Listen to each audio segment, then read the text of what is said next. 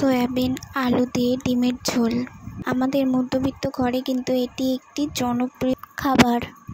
সকালবেলা ফ্রিজ খুলে দেখি ফ্রিজে সেরকম কিছুই নেই, শুধু ডিম আছে আর সয়াবিন আছে। ছোটোবেলায় মা কিন্তু আমাদেরকে এইরকম ডিম আর সয়াবিন দিয়ে আমাদের রান্না করে খাওয়াতো, সেটা আমরা কিন্তু খুব মজা করেই খেতাম।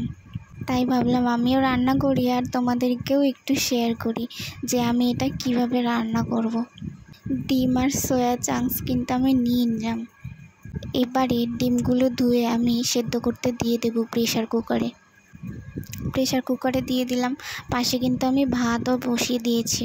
সয়াবিন ভিজিয়ে রেখেছিলাম, এবারে ভালো করে জলটা নিংড়ে নিচ্ছি। সাথে সাথে আমার প্রেশার কুকারে কিন্তু সিটিও পড়ে গেছে। সবজি কিন্তু আমি কেটে নিয়েছি, আলু, রসুন আর লঙ্কা। এবারে আমি আলুগুলো ভেজে নেব। ডিমগুলো ভাজার আগে আমি কেটে নেব, নাহলে না ডিমগুলো কড়াইয়ে ছাড়ার সাথে সাথেই ফাটতে থাকে। আমার তো খুব ভয় লাগে, তাই আমি কেটেই নিই। এবারে কড়াইয়ের তেলে আমি ডিমগুলো এক এক করে সব ছেড়ে দেবো। দেখো, সয়াবিন, আলু আর ডিম তিনটেই কিন্তু আমি লাল লাল করে ভেজে নিচ্ছি। আর আমার এখানে মশলাও কিন্তু রেডি। এবারে তেল গরম হয়ে গেছে, আমি মশলাগুলো সব দিয়ে কষিয়ে নেব। তার সাথে সাথে লবণ, হলুদ আর একটু চিনি দেব, দিয়ে ভালো করে মিশিয়ে নেব। পর ভেজে রাখা সয়াবিন, আলু আর ডিম সব ছেড়ে দেবো একসাথে, দিয়ে এবারে সুন্দর করে কষাবো।